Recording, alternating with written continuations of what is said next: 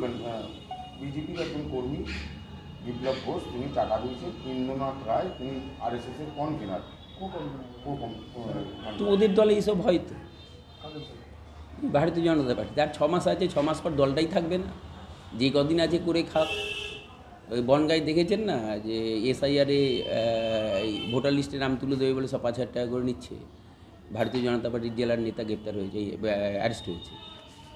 ওদের এটা কালচার। আর 6 মাস করে নিই, করে খাক। 6 মাস পর দলও থাকবে না, ব্যবসাও বন্ধ হয়ে যাবে।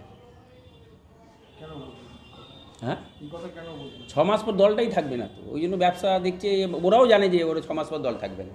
ওই জন্য যা পারছে সব তুলে নিচ্ছে। ও বিহারেই তো, ও বিহারেই আসবে, বাংলায় না।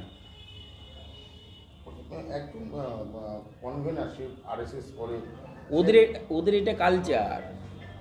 ওরা যেখান থেকে পারছে টাকা তুলে নিচ্ছে। ওরাও খুব ভালো করে জানে দলটার 6 মাস পর থাকবে না। যে যেদিক দিয়ে পারছে কামিয়ে দিচ্ছে। একদম পদ পাওয়ার নাম করে ওদের দলে, ওদের দলীয় অফিসে মহিলা কামরায়, মহিলা অফিসে মহিলারা সুরক্ষিত না।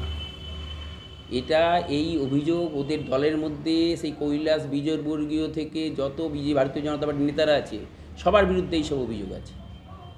এটা ওই দলের কালচার, এটা ওই দলের কালচার। একই বাঁশবাগানে বাসই তো হবে, সব এক, ঝাড়ের বাস একদম সব এক।